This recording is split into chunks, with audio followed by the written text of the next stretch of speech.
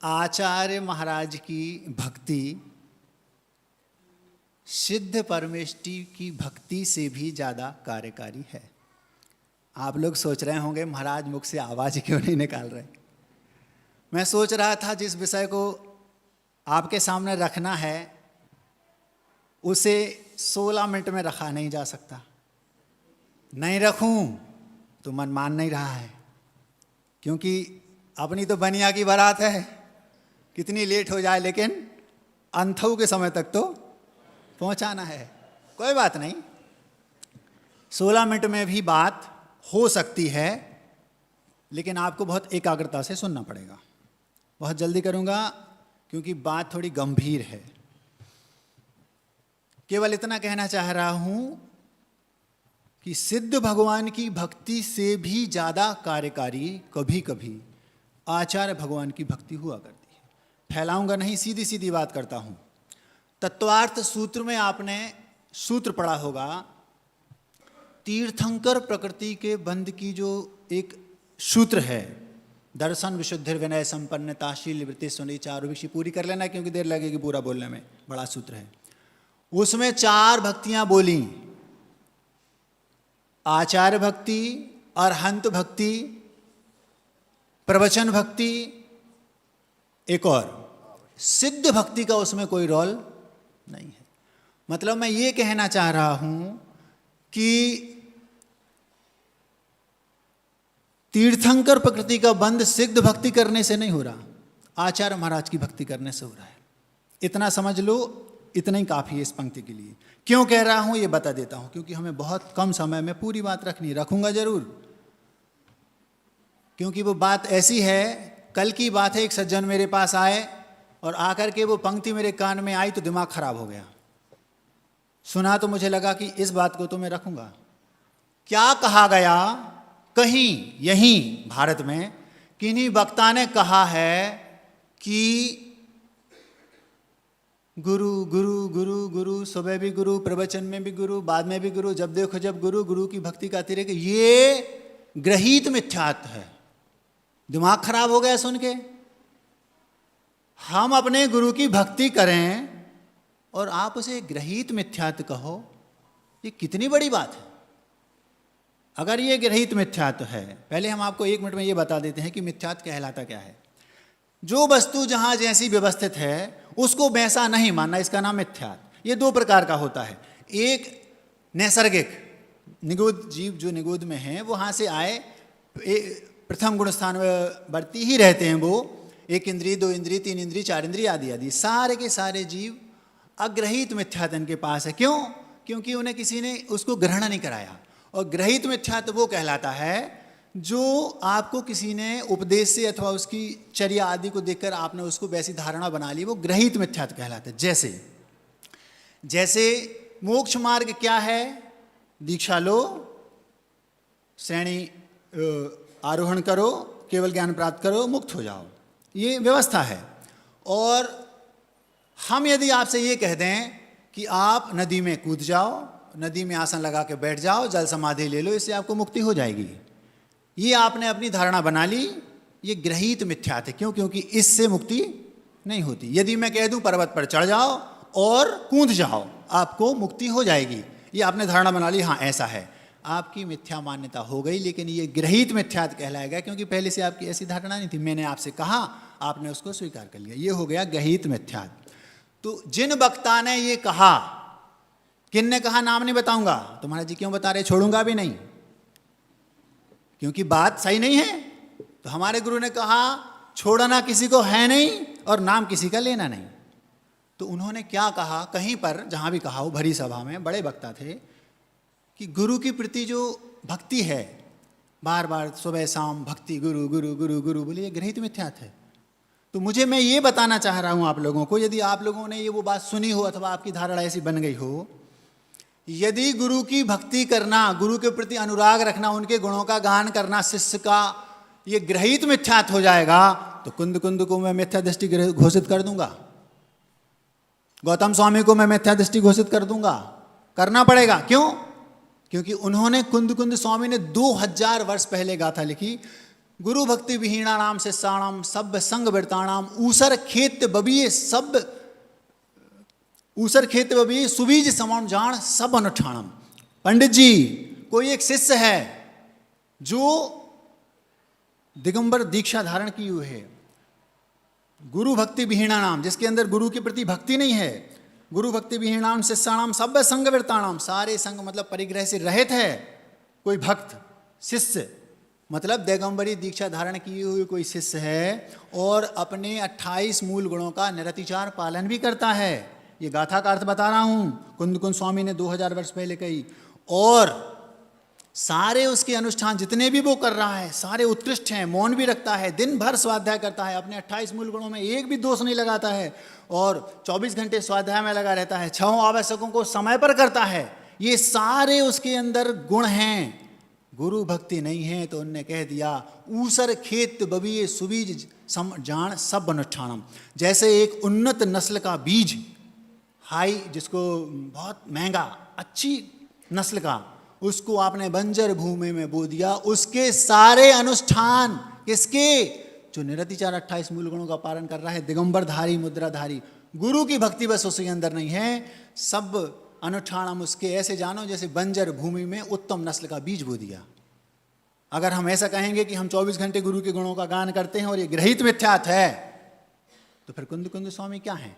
उन्होंने तो ये कहा कि 24 घंटे गुरु की भक्ति में लीन रहो। एक समय कम है। दूसरी बात तुरंत गौतम स्वामी कृत प्रतिक्रमण माना जाता है। प्रतिक्रमण में एक गाथा लिखी, वो भी उसी समय की, गणधर थे ना, उसको प्रतिक्रमण त्रय जो ग्रंथ है उसको गौतम स्वामी प्रीत कहा जाता है और कोई उसका ये नहीं मिलता कि किन का है। उसमें लिखा संसार कारणे पुण्य बंभम माणे भव्य जीवे हिंग निब्बाणसु मग्गो लद्दु तुम्हम पसाइणे। वो कह रहे हे आचार्य भगवान गुरुदेव, आपके प्रसाद से इस संसार रूपी कानन मतलब वन में भ्रमणमान जो जीव है, भव्य जीव, उसको यदि मोक्ष का मार्ग आपने दिखाया, उसको मोक्ष के मार्ग पर लगाया और मुक्ति दिलाई, तो ये में केवल मात्र आप कारण हैं बस।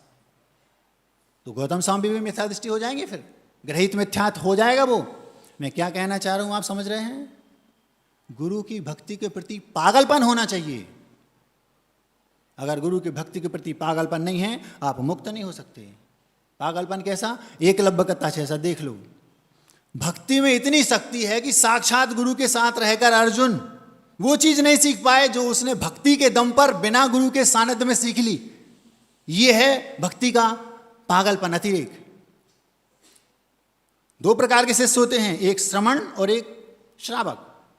आप भी गुरु के भक्त हैं, मैं भी गुरु का भक्त हूं, लेकिन भक्ति का पागलपन दोनों के अंदर होना चाहिए।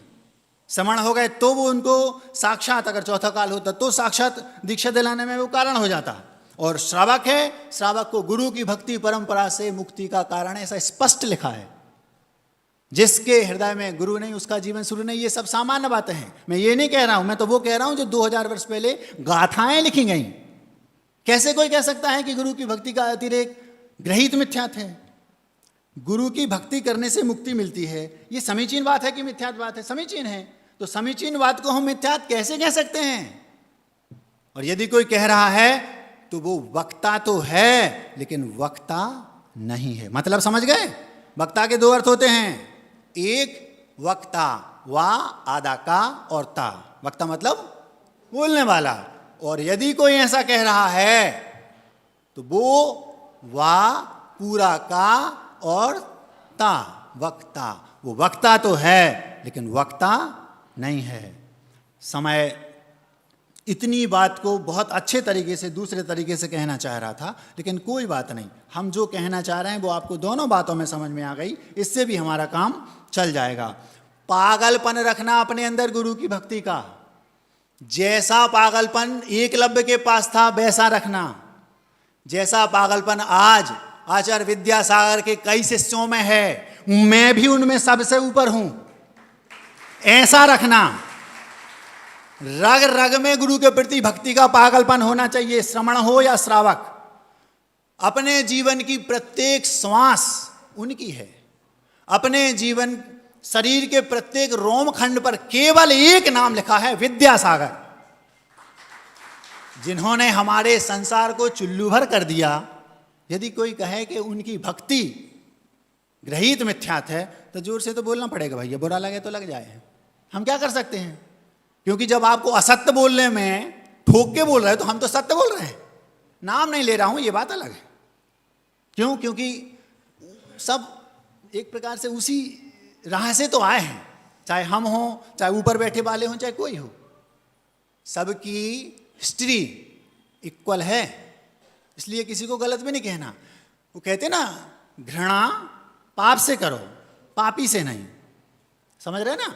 तो कोई बड़ी बात नहीं, ऐसा कह दिया महाराज, उनने किसी और अपेक्षा से कहा होगा, लेकिन ये जो नीचे बैठे हैं ये उस अपेक्षा को तो नहीं समझते ना, वो तो वही अर्थ लगाएंगे कि इस अपेक्षा से कहा होगा। हाँ, यदि उन्हें बोलना था तो ऐसा बोल देते, महाराज गुरु की भक्ति के बिना मुक्ति नहीं मिलेगी, लेकिन गुरु की भक्ति मुक्ति में बाधक है।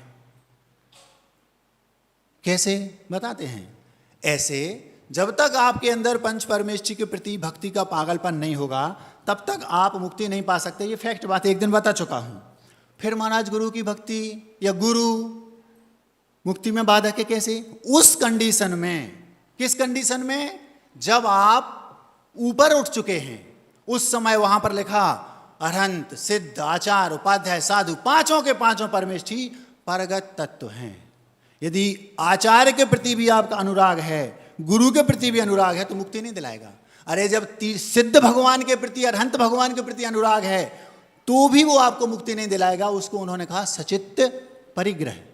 उस समय कब? जिस समय मुनिराज शुद्धोपयोग की भूमिका में बैठे हैं, उस समय यदि वे हमारे गुरु ऐसे, हमारे गुरु वैसे, हमारे गुरु गुरु लगे हैं, कभी उनको केवल ज्ञान, कभी वो शुद्धोपयोग की भूमिका बना नहीं सकते, कभी वो श्रेणी चढ़ने की भूमिका बना नहीं सकते, कभी उनको केवल ज्ञान हो नहीं सकता। उस बात को हम यहां कहेंगे सामान्य श्रावकों से, तो क्या होगा? प्रत्येक श्रावक के मन में यही बात आएगी, हाँ प्रवचन करो तो गुरु, जब देखो जब गुरु, जब देखो गुरु। ये मिथ्यात्व है, ग्रहित मिथ्यात्व। दिमाग खराब हो गया सुन के। हमने कहा इस बात को बोलना पड़ेगा। 1 घंटे में बोलता है इस बात को बहुत व्यवस्थित, लेकिन कम समय में बोल दी, लेकिन बात आपको समझ में आ जाए बस। जिसको समझ में नहीं आ रहा हो, जो विस्तार बुद्धि वाला, वो अकेला आके मुझसे अकेले में पूछ सकता है, मुझसे नहीं, पांचों महाराजों में से किसी से। लेकिन यदि आपके सामने कोई ऐसा बोलता है, खड़े हो जाना चाहिए वहां, महाराज जी कहाँ लिखा है, अथवा विद्वान है तो विद्वान जी, पंडित जी कहाँ लिखा है। ऐसा बोलने नहीं देना चाहिए, क्योंकि शुद्ध गलत बात है ये, शुद्ध। नहीं तो फिर आपको ये गाथाएं बोलनी पड़ेंगी वहां, एक नहीं, दो नहीं, 20 गाथाएं ऐसी, मैंने केवल 2 रखी हैं आपके सामने। गुरु की भक्ति के बिना मुक्ति संभव नहीं है। हम लोग, आप सभी शाम के समय शुद्ध भक्ति पढ़ते हैं, गुरु भक्ति संजमीण तरंती संसार सायरम घोरम। यदि संसार रूपी घोर सागर से तरना है तो गुरु की भक्ति अनिवार्य है। हम मंदिर में जाएं, भगवान के पास तीर्थंकर भगवान अरिहंत परमेष्ठी बैठे हैं, वो वहां बैठे हैं, तो वो भगवान है ये हमें किसने बताया? गुरु गोविंद दो खड़े काके लागू पाए, बलिहारी गुरु आपकी गोविंद दियो बताए। अगर आचार्य महाराज बाजू में बैठे हैं और शांतिनाथ भगवान बैठे हैं, मैं पहले गुरुदेव को नमस्तु करूंगा, शांतिनाथ भगवान रूठ जाओ। क्यों? अरे आप शांतिनाथ हो ये मुझे किसने बताया? गुरुदेव ने तो बताया, नहीं तो हम मानते कैसे कि आप भगवान हो। तो मेरा गुरु तो जिसने मुझे ये बताया कि तुम भगवान, मेरे अंदर भगवत सत्ता है, भगवत्ता मेरे अंदर है, ये मुझे किसने बताया? मैं जब भी भगवान बनूंगा, ये मुझ में भगवान, मेरा भगवान मैं हूं, ये मुझे किसने बताया? गुरु ने। तो उपकारी के उपकार को तो मानना ही चाहिए। अगर हम उनको ये कह देंगे कि ये गृहीत मिथ्या, तो अनर्थ हो जाएगा, सब फेल हो जाएंगे पूरे। पहले शताब्दी से 21वीं शताब्दी तक जितने आचार्य हुए, जितने विद्वान हुए, सब ने एक स्वर में कहा पागलपन होना चाहिए। एक समण सुत्तम ग्रंथ है, समण सुत्तम संग्रह ग्रंथ है, किसी विद्वान की एक प्रकार से डिमांड, मांग थी, उस पर वो लिखा गया। उसमें लिखा है, जस गुरुम में न भक्ति न बहुबाणम न गौरवम न भवम न ही लज्जा न भी नेहम गुरुकुल वासन किम तस्य। ये जब मैं खजुराहो में था, गुरुजी के साथ जंगल जाता था, मैंने कहा गुरुजी समण सुत्तम में ये संग्रह ग्रंथ है, तो उन्हें पूरी हिस्ट्री बताई, क्यों लिखा गया, किसकी थी, क्या थी। उस पर आचार्य ने हिंदी पद्यानुवाद किया, उसका नाम लिखा जैन गीता, जैन गीता, समण सुत्तम संग्रह ग्रंथ पंडित जी। उसका हिंदी पद्यानुवाद आचार्य श्री जी ने किया। 700 से 750 उसमें गाथाओं को, सारे ग्रंथों की एकत्रित किया। उसमें ये गाथा थी जो मैंने आपके सामने रखी। मैंने गुरु जी से पूछा, महाराज आचार्य श्री जी, मैंने कई सारे ग्रंथों का आपके आशीर्वाद से आलोड़न किया, पर ये गाथा मुझे कहीं नहीं मिली। आचार्य श्री बोलते, है तो जैनिज्म की, लेकिन ये हमारे यहाँ की ना होके कहीं की, लेकिन बात अच्छी लिखी है इसमें, इसलिए उसको रखा और उसका पद्यानुवाद भी आचार्य श्री जी ने किया। इसका क्या अर्थ है? जिसके हृदय में गुरु के प्रति भक्ति नहीं, बहुमान नहीं, गौरव नहीं, गुरु से लज्जा नहीं आती जिसे, और गुरु से जिसे भय नहीं लगता, और गुरु के प्रति जिसे अगाढ़ स्नेह नहीं है। महाराज जी, स्नेह रखना तो अनुराग है, वो हो गया, राग हो गया, ये तो गलत है। राग किससे? फालतू की चीजों से राग रखना, उसका नाम राग है। समझ में आ रहा? गुरु के प्रति अनुराग होता है। वो यदि नहीं है, नेह नहीं है, और मान लो हमें नहीं है, वो तो अनुराग है। तो मान लो वो कहीं वृद्ध हो गए और परेशान हो रहे हैं, अब भैया हम अपनी सामाय करेंगे, वो अपना जाने, हम अपना जाने, ये होगा फिर अगर इसका अर्थ ये लगाएंगे कि गृहीत मिथ्यात्व है। तो आप सोचो कितनी बड़ी बात है, बहुत बड़ी बात उन सज्जन ने बोल दी। लेकिन आप लोगों को इस बात को ध्यान रखना, पागलपन रखना गुरु के प्रति। कैसा? समय हो गया है, मैं समाप्त कर देता हूं। कैसा रखना वो बता दे रहा हूं। नेमावर की बात है। नेमावर में हम लोग 50 लगभग महाराज थे, 41 महाराज थे और 9 छुल्लक जी थे। आपके चेहरों पर हंसी आ जाए, आधे सेकंड में बता देता हूं। मैंने भैया से पूछा कितनी पिच्छी हैं, तो बिना भैया ने फोन लगा के बोल दिया किसी से जहां से आप फोन आया हो, बोले 41 पिच्छी और 9 रूमाल। सबने हंस दिया। अब हम अपनी बात रखते हैं। समझ में आ गया? रूमाल का अर्थ समझ गए? आचार्य श्री जी ने कहा जो छुल्लक के पास पिच्छी है, ये वर्तमान की व्यवस्था है, शुरुआत में किसी भी ग्रंथ में ऐसी कोई व्यवस्था नहीं। 20 बरस पहले आचार्य श्री जी इस बात को लाना चाहते थे, लेकिन ला नहीं पाए किसी कारणवश। आखिर उन्होंने नेमावर में ये काम किया और उसके बाद उन्होंने इस काम को अंजाम तिलवाड़ा घाट में भी दिया, कुंडलपुर में भी यही हुआ है ना। ठीक है, तो हम जब नेमावर से आ रहे थे, जल्दी जल्दी बोलना पड़ रहा है क्योंकि घड़ी तेज चल रही है। नेमावर से आ रहे थे, आते आते रास्ते में उस समय 41 महाराज और 9 छुल्लक जी थे। तो कहा गया कि आचार्य श्री जी इनडायरेक्टली स्पष्ट बोल चुके थे कि मुझे केवल 4 चाहिए। अभी कितने महाराज हैं आचार्य श्री के साथ? 4। तो आचार्य श्री जी ने उस समय भी कहा मुझे केवल 4 चाहिए। तो उनके जो उनने शब्द कहे 4 चाहिए, उससे हम लोगों को लगा कि महाराज लोग बताने लगे भैया 4 में ये और एक श्रवण सागर आप, ये 4 तो पक्के हैं। था हुआ भी ऐसे ही, सबकी छुट्टी हो गई, हम 4 बचे, निराग सागर जी, निरोग सागर जी, मैं और एक और। अब 4 रहेंगे तो मैं तो आनंदित था भैया, अपन को जीवन भर गुरु जी के साथ रहने को मिलेगा। लेकिन इत्तेफाक से करेली जब आया तो योग सागर जी को करेली से कुंडलपुर आना था और हम लोगों को जबलपुर जाना था। 2-3 दिन पहले से आचार्य जी मुझे बहुत गौर से देख रहे थे। मैं समझ गया कि दाल में कुछ काला है। देखते देखते अचानक उन्होंने जिस दिन उनको बिहार करना था उस दिन बुलाया। वो बहुत गौर से मैंने देखा कि मेरे शरीर को देखते थे, विशेषकर पेट को। उन्हें ऐसा लगता था कि शायद ये मेरे कारण थोड़ा जल्दी आहार करके आ जाता, अथवा और भी कोई बात रही हो। तो मुझे बुलाया और बोले आप 4 महीने के लिए कुंडलपुर चले जाओ। हमारे नीचे की ज़मीन खिसक गई। हमने कहा भैया, हमने तुरंत कहा, मैंने कहा उनके सामने रोना तो नहीं है, केवल इतना कहा आचार्य जी हमसे कोई त्रुटि हो गई, कोई गलती हो गई, आप समझते नहीं हो, आप बड़े बाबा मिलेंगे, आप स्वाध्यायशील हैं, ये। और उन्होंने अपने तरीके से 4-5 बातें कहीं, वो आपके सामने बताना नहीं चाहता क्योंकि राज को खोलना अच्छी बात नहीं। और उन्होंने कह दिया केवल 4 महीने के भेज रहा हूँ, ये बोल दिया। जैसे ही गुरुजी ने बोल दिया, मैंने कहा उनके मुख से निकल गया है, दुनिया की कोई ताकत भी उसको टाल नहीं सकती। जैसे उन्होंने ये कहा तो हमने कहा भैया 4 महीने का बोल रहे हैं लेकिन अभी रिस्क है, कुछ कह नहीं सकते। विश्वास पूरा था कि मेरे भले के लिए भेज रहे हैं। और उन्होंने 4 महीने बाद बुला भी लिया वहाँ पे, और हम साथ में रहे, सब कुछ हुआ। फिर बाद में कुंडलपुर आना हुआ, कुंडलपुर में सब हुआ, लेकिन मुझे पूरा विश्वास था कि मैं साथ में रहूँगा रहूँगा रहूँगा। सारे महाराज बोलते थे भैया तुम तो राजकुमार हो, तुम्हें तो गुरुजी के साथ रहना है, तुम तो पुण्यवान जीव हो, ये वो ऐसा बोलते थे। तो उन लोगों की नज़र लग गई, हम ये कह सकते हैं। तो हमने क्या किया, गुरुजी ने जब भगाया तो कुछ पंक्तियां लिखी, वो आपके सामने रखना चाहता हूं। यदि आप में से कोई गुरुजी के पास जाए तो नाम लेके बोल देना महाराज जी, गुरुजी श्रवण सागर जी ये पंक्तियां आपके लिए लिखी हैं, सुन लो। हो सकता है किसी ने सुना दी हो, मुझे पता नहीं वो क्या थी, कैसा लगा। जब उनने भगाया तो ऐसा लगा पता नहीं कौन सी भूल हो गई, लेकिन पता नहीं कौन सी हुई तो अनुमान लगाया, ऐसी जाने हमसे कौन भूल हो गई। शीर्षक क्या लिखा? ऐसी जाने हमसे कौन भूल हो गई। आंखें नम थी, टपक रहे थे आंसू, लिखता जा रहा था और उसको रख लिया। आज नहीं रोऊंगा, गड़बड़ नहीं हुई, ध्यान घबराना नहीं। ऐसी जाने हमसे कौन भूल हो गई। भरोसा पूर्ण था कि जन्म भर रहूंगा साथ, समुद्र पार किया तट पे डूबा अकस्मात। पूरा समुद्र पार कर लिया, 50, 55, 60 महाराज थे, लेकिन धीरे धीरे धीरे 4 बचे और मैं उसमें था। फिक्स भी हो गए, लेकिन रास्ते में एकदम तट आया और तट आने के पहले गाड़ी किनारे पर लगती, उसके पहले गड़बड़ हो गई। भरोसा पूर्ण था कि जन्म भर रहूंगा साथ, समुद्र पार किया तट पे डूबा अकस्मात। एक पल में सारी मेहनत धूल हो गई, ऐसी जाने हमसे कौन भूल हो गई।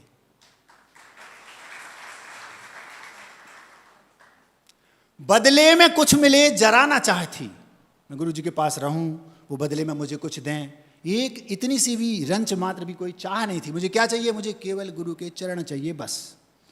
बदले में कुछ मिले जरा ना चाहती, शिष्य के नाते कर्तव्य पर निगाह थी। मेरा कर्तव्य है कि अपने गुरु की सेवा करूं। हर एक बच्चों का अपने माता के प्रति की ये कर्तव्य है और हर शिष्य का अपने गुरु के प्रति ये कर्तव्य है कि होना चाहिए। बदले में कुछ मिले जरा ना चाहती, शिष्य के नाते कर्तव्य पर निगाह थी। परिस्थितियां पल में प्रतिकूल हो गईं, ऐसी जाने हमसे कौन भूल हो गई।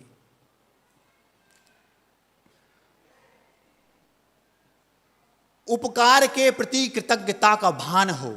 यदि हमारे ऊपर कोई उपकार करता है तो उसके प्रति हमें कृतज्ञ होना चाहिए। कृतज्ञ वो कहलाता है जो उपकारी के उपकार को मानता है, और कृतज्ञ वो जो उपकारी के उपकार को नहीं मानता है। तो गुरु ने हम लोगों को पहले सिखलाया कि अगर आपके ऊपर कोई उपकार करे तो आपको कृतज्ञ होना चाहिए उसके प्रति। उपकार के प्रति कृतज्ञता का भान हो सिखाया, अब प्रयोग का समय प्रदान हो। गुरु जी से मैं कह रहा हूं, आपने सिखाया कि उपकारी का उपकार करना चाहिए, उसके प्रति कृतज्ञता रखनी चाहिए। अब प्रयोग के लिए समय तो दो, साथ में रखो तब तो प्रयोग होगा। वो उपकार के प्रति कृतज्ञता का भान हो सिखाया, अब प्रयोग का समय प्रदान हो। विश्वास है मिलेगा, मुझे पूरा आज भी विश्वास है वो समय मिलेगा। कौन सा प्रयोग का समय? उपकार के प्रति कृतज्ञता का भान हो, उपकार के प्रति कृतज्ञता का भान हो सिखाया, अब प्रयोग का समय प्रदान हो। विश्वास है मिलेगा गर उसूल हो सही, ऐसी जाने हमसे कौन भूल हो गई। हमारे उसूल सही हमें पता है मिलेगा।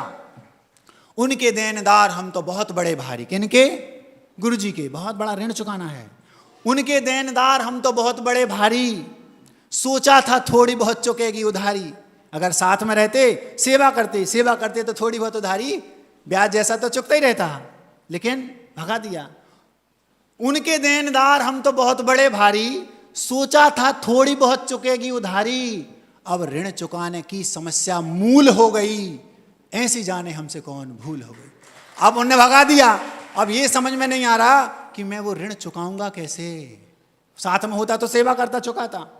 अब ऋण चुकाने की समस्या मूल हो गई। मूल समस्या ये हो गई कि अब ऋण चुकेगा कैसे। उनके देनदार हम तो बहुत बड़े भारी, सोचा था थोड़ी बहुत चुकेगी उधारी, अब ऋण चुकाने की समस्या मूल हो गई, ऐसी जाने हमसे कौन भूल हो गई। स्वप्न में मुनिकाल में कोई जानकर त्रुटि की नहीं, जानबूझकर कोई गलती नहीं की, मैंने बहुत बुद्धि लगा ली, 7 साल में कोई गलती हो गई हो तो भगा दिया। स्वप्न में मुनिकाल में कोई जानकर त्रुटि की नहीं, बिना जाने गर हुई तो क्षमा चाहूं हर घड़ी। अगर बिन जाने अगर कोई भूल हो गई तो आप क्षमा कर दीजिए। स्वप्न में मुनिकाल में कोई जानकर त्रुटि की नहीं, बिना जाने गर हुई तो क्षमा चाहूं हर घड़ी।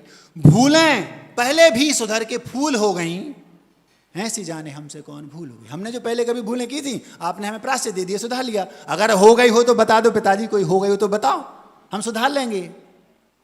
स्वप्न में मुनिकाल में कोई जानकर त्रुटि की नहीं, बिना जाने गर हुई तो क्षमा चाहूं हर घड़ी। भूलें पहले भी सुधर के फूल हो गईं, ऐसी जाने हमसे कौन भूल हो गई। है प्रार्थना प्रभु से शीघ्र भूल ज्ञात हो, सुधारूं आगे ना हो ऐसी बुद्धि प्राप्त हो। है प्रार्थना प्रभु से शीघ्र भूल, मुझे पता नहीं किस गलती के कारण उन्होंने मुझे भगा दिया, है प्रार्थना प्रभु से शीघ्र भूल ज्ञात हो, सुधारू आगे ना हो ऐसी बुद्धि प्राप्त हो, हर कदम चलूं सदा अनुकूल और सही, ऐसी जाने हमसे कौन भूल हो गई, ऐसी जाने हमसे कौन।